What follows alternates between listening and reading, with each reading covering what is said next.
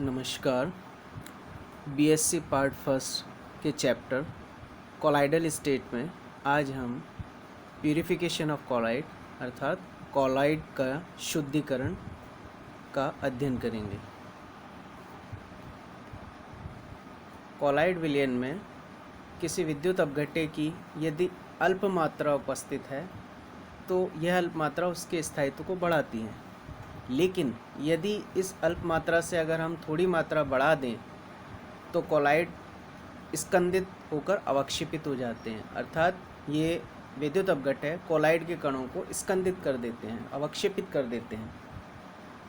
अतः कोलाइडी कणों के विलयनों से इन विद्युत अपघट्य को दूर करके शुद्धिकरण करना आवश्यक है। अतः कोलाइडी विलयन में से विद्युत अपघट्य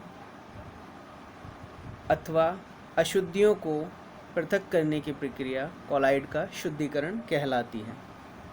कोलाइड के शुद्धिकरण की 3 विधियां हैं: अपोहन या डायलिसिस, विद्युत अपोहन, इलेक्ट्रोडायलिसिस और सूक्ष्म फिल्ट्रेशन अर्थात अल्ट्रा फिल्ट्रेशन। इसमें हम सबसे पहले लें अपोहन या डायलिसिस। डायलिसिस या अपोहन प्रक्रिया हम किसे कहते हैं? किसी वनस्पति या जांतव्य झिल्ली या पार्चमेंट पेपर में से विसरण द्वारा क्रिस्टलॉइड को कोलॉइड से पृथक करने की क्रिया को डायलिसिस कहते हैं। अर्थात हम ये कहें कि डायलिसिस में कोलाइडल विलयन में से विद्युत अपघट्य के कण या हानिकारक कण, जिन्हें हम क्रिस्टलॉइड कहते हैं, उनको पृथक कर कोलाइड कणों को शुद्ध करने की प्रक्रिया डायलिसिस कहलाएगी। डायलिसिस किस तरह से करते हैं? डायलिसिस में हम एक जांतव्य झिल्ली या पार्चमेंट पेपर की एक थैली लेते हैं। यह जांतव्य झिल्ली या वनस्पतिक झिल्ली या पार्चमेंट पेपर की थैली है। ये सेमी परमिएबल मेम्ब्रेन होती है। इस थैली में हम कोलाइडल विलयन भर देते हैं और इस थैली को एक जल से भरे बीकर में हम लटका देते हैं। इस बीकर में लगातार जल का प्रवाह होता रहता है। यहाँ से जल एंटर होता है और यहाँ से जल लगातार निकलता रहता है, यानी लगातार जल का प्रवाह होता रहता है। जल का लगातार प्रवाह होने के कारण कोलाइडल विलयन जो कि जांतव्य थैली में है, उसमें से विद्युत अपघट्य के कण या क्रिस्टलॉइड विसरित हो जाते हैं, क्योंकि इनका आकार छोटा होता है, तथा कोलाइडल कण जांतव्य थैली में ही रह जाते हैं या मेम्ब्रेन की पाउच में ही रह जाते हैं और कोलाइडल कण शुद्ध कोलाइडल कण के रूप में शुद्ध कोलाइडल विलयन के रूप में रह जाते हैं। तो यह प्रक्रिया डायलिसिस कहलाती है। डायलिसिस की प्रक्रिया अत्यंत मंद गति से संपन्न होती है, लेकिन यदि हम इस विधि में गर्म जल का प्रवाह करें तो क्रिस्टलॉइड जो है उनके विसरण की गति बढ़ जाती है, अर्थात अपोहन तीव्र हो जाता है।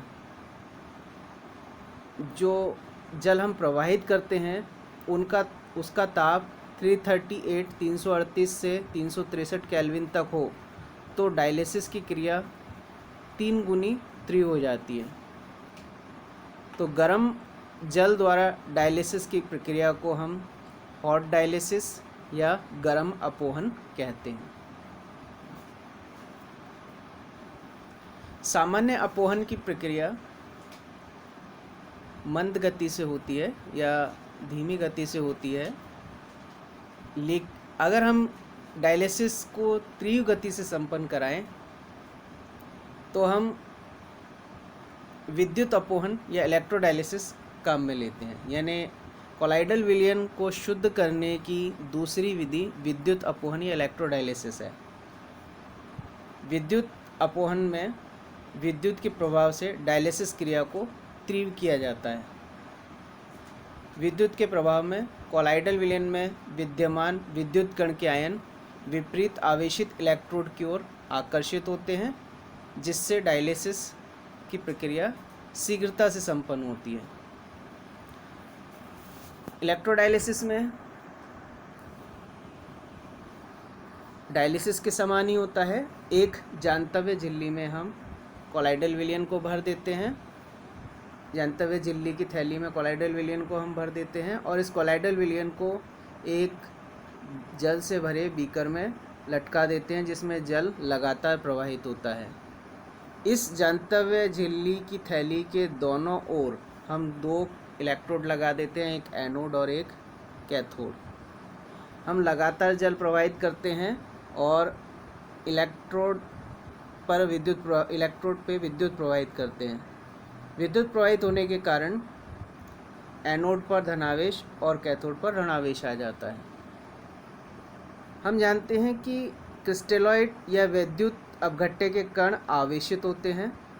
यह आवेशित कण जांतव्य झिल्ली से विसरित होकर विपरीत आवेशित इलेक्ट्रोड की ओर आकर्षित होंगे, यानी विपरीत आवेशित इलेक्ट्रोड की ओर गमन करने लगते हैं, जिससे विसरण की क्रिया तीव्र गति से संपन्न होती है और कॉलाइडल विलयन शुद्ध हो जाता है। यह प्रक्रिया विद्युत अपोहन कहलाती है। डायलिसिस का उपयोग आजकल मेडिकल साइंस या चिकित्सा विज्ञान में होने लगा है। हमारे शरीर में किडनी या गुर्दा जो है वो डायलिसिस का कार्य करता है। हमारे जो रक्त है, हमारा रक्त है वो कॉलाइडल विलयन है। इसमें हमारी उपापचयी क्रिया के कारण कुछ सॉल्यूबल हानिकारक लवण घुल जाते हैं। जब यह रक्त किडनी में पहुंचता है, गुर्दे में पहुंचता है, तो विसरण द्वारा किडनी रक्त से हानिकारक क्रिस्टलॉइड्स को पृथक कर देती है तथा रक्त शुद्ध हो जाता है और यह हानिकारक क्रिस्टलॉइड जो कि जल में विलयशील हैं, मूत्र द्वारा शरीर से बाहर निकाल दिया जाता है। जिन व्यक्तियों की किडनी खराब हो जाती है उनमें प्राकृतिक डायलिसिस यानी किडनी डायलिसिस नहीं कर पाती है, क्योंकि किडनी डैमेज हो जाती है, खराब हो जाती है। अतः उन्हें कृत्रिम डायलिसिस द्वारा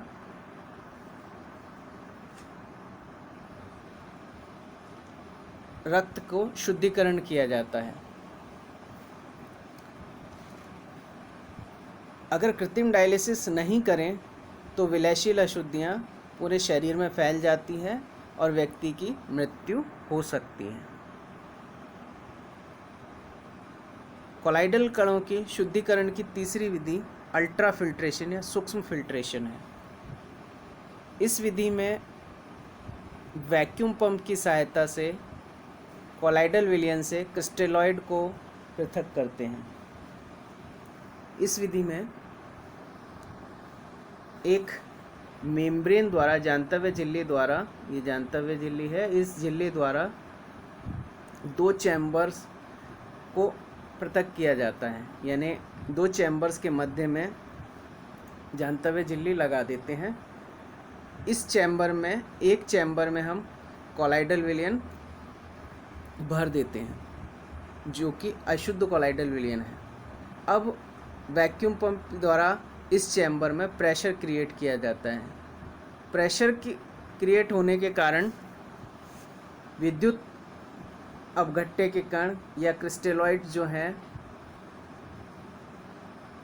जांतव्य झिल्ली या मेम्ब्रेन से विसरित होकर दूसरे चैम्बर में चले जाते हैं और पहले वाले चैम्बर में शुद्ध कॉलाइड कण ही रह जाते हैं। तो इस प्रकार से इस चैम्बर में शुद्ध कॉलाइडल विलयन प्राप्त होता है, जबकि अशुद्धियाँ दूसरे चैम्बर में विसरित होकर चली जाती हैं।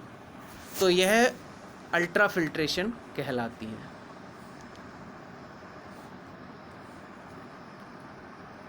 तो इस प्रकार हम 3 विधियों द्वारा डायलिसिस, इलेक्ट्रोडायलिसिस और अल्ट्राफिल्ट्रेशन द्वारा कॉलाइडल कणों का शुद्धिकरण कर सकते हैं। Thank you.